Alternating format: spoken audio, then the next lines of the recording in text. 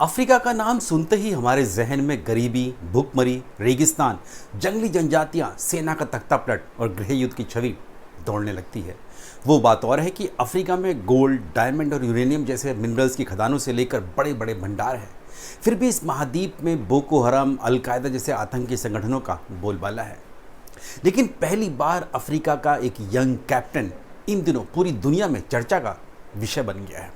वो इसलिए क्योंकि उसने सीधे अमेरिका, फ्रांस और दूसरे पश्चिमी देशों को चेतावनी दे डाली है कि अफ्रीका में आपकी एंट्री अब बंद कर दी जाएगी। अफ्रीका के मामलों में अब विदेशी ताकतों को टांग अड़ाने नहीं दिया जाएगा। आखिर कौन है ये सेना का अफसर जो पुतिन से मुलाकात के दौरान भी अपनी कॉम्बैट यूनिफॉर्म पहने रखता है? नमस्कार दोस्तों, मैं हूं नीरज राजपूत और आप देख रहे हैं रक्षा, सुरक्षा, सामरिक मामले और जियोपॉलिटिक्स पर आधारित देश का पहला डिजिटल प्लेटफॉर्म। इसलिए अफ्रीका में छा रहे युद्ध के बादलों पर आपको ये पूरा वीडियो जरूर देखना है। साथ ही जितने भी मेरे नए साथी ये वीडियो देख रहे हैं, मैं उनसे कहूँगा कि चैनल को जल्द से जल्द लाइक करें और सब्सक्राइब करें, ताकि आपको मेरे नए वीडियोज़ के बारे में सही समय पर इंफॉर्मेशन मिलती रहे और साथ ही देश दुनिया की रक्षा सुरक्षा से जुड़ी सटीक जानकारी से पूरी तरह अपडेट रहें, क्योंकि नेशनल सिक्योरिटी यानी राष्ट्रीय सुरक्षा की जिम्मेदारी सिर्फ सेना की नहीं बल्कि हर एक देशवासी की है। एक पश्चिमी अफ्रीकी देश है बुर्किना फासो। बहुत से साथियों ने इस देश का नाम पहली बार ही सुना होगा और इससे सटे देश हैं घाना, माली, आइवरी कोस्ट और निगर। इस देश में पिछले 1 साल से सेना का शासन है यानी मिलिट्री रूल है। इस मिलिट्री जुंटा का प्रमुख है कैप्टन इब्राहिम ट्राओरे। अपने देश के राष्ट्राध्यक्ष होने के बावजूद हमेशा कमांडो की यूनिफॉर्म में रहता है कैप्टन इब्राहिम। हाथों में टैक्टिकल ग्लव्स पहने रहता है। पिछले साल जब इसने अपने एक साथी कमांडर को हटाकर देश की कमान संभाली तो ये कमांडो की तरह अपने चेहरे पर नकाब भी लगाकर रखता था।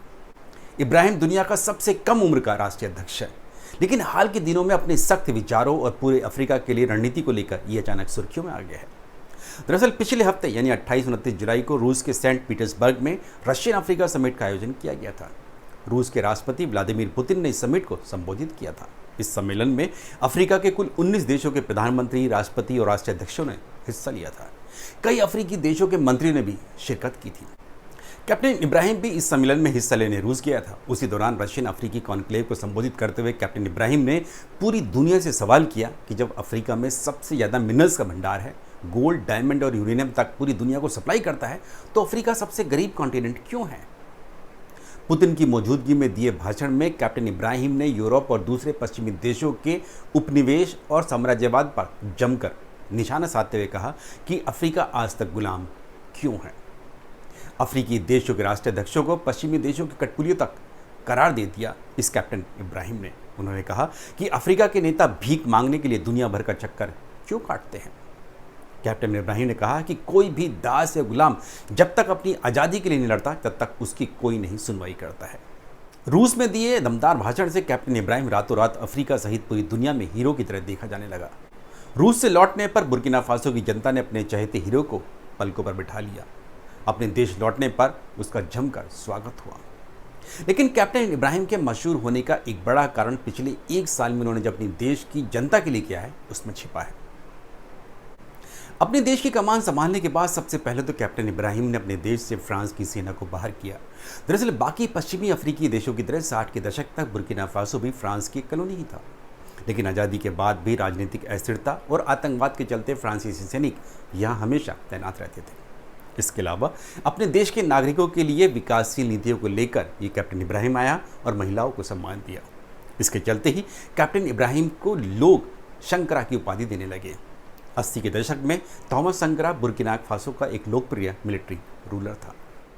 कैप्टन इब्राहिम की लोकप्रियता अमेरिका, फ्रांस और दूसरे पश्चिमी देशों को फूटी आंख नहीं सुहा रही है। इसका कारण यह है कि पिछले महीने बुर्किना फासो के पड़ोसी देश निगर में भी एक विद्रोह हुआ। निगर के राष्ट्रपति को उनके ही प्रेसिडेंशियल गार्ड्स ने बंदी बना लिया था। सेना भी प्रेसिडेंशियल गार्ड्स को सपोर्ट कर रही है। नए सैन्य शासक ने भी बुर्किना फासो और माली की तरह फ्रांस के सैनिकों को अपने देश से बाहर निकलने का फरमान सुना दिया है। साथ ही फ्रांस को होने वाली गोल्ड और यूरेनियम की सप्लाई बंद कर दी है। फ्रांस के राष्ट्रपति मैक्रो तिलमिला गए हैं और अपने सैनिकों को वापस बुलाने से मना कर दिया है। साथ ही फ्रांस में बिजली संकट भी गहरा गया है, क्योंकि फ्रांस के अधिकतर बिजली घर इसी निगर से जो यूरेनियम सप्लाई होती है उसी पर निर्भर करते हैं। अमेरिका ने भी निगर को दी जाने वाली सभी तरह की फाइनेंशियल मदद पर रोक लगा दी है। दरअसल कैप्टन इब्राहिम की अगुवाई में बुर्किना फासो, निगर और माली ने एक गठबंधन बना लिया है जो पश्चिमी देशों का विरोध कर रहा है और रूस के करीब जा रहा है। अल्जीरिया जैसे कुछ बड़े अफ्रीकी देश भी इस गठबंधन को मदद कर रहे हैं, लेकिन नाइजीरिया और दूसरे अफ्रीकी देश निगर में हुए सेना के विद्रोह का विरोध कर रहे हैं। नाइजीरिया और कुछ दूसरे अफ्रीकी देशों ने अमेरिका और फ्रांस को निगर में सेना भेजकर बंदी राष्ट्रपति को छुड़ाकर सिविलियन गवर्नमेंट बनाने का समर्थन किया है। ऐसे में पश्चिमी अफ्रीका में युद्ध के बादल छा सकते हैं या छाने लगे हैं। वो इसलिए क्योंकि निगर को अब रूस का समर्थन प्राप्त है। वहाँ के लोग फ्रांस के दूतावास के बाहर विरोध प्रदर्शन करने के वक्त रूस का झंडा हाथों में लिए हैं और रूस के समर्थन में नारे भी लगा रहे हैं। रूस की प्राइवेट आर्मी वैगनर भी निगर में दखल देने के लिए तैयार है, वही जिसने कुछ दिनों पहले पुतिन के खिलाफ विद्रोह कर दिया था। धन्यवाद। जय हिंद।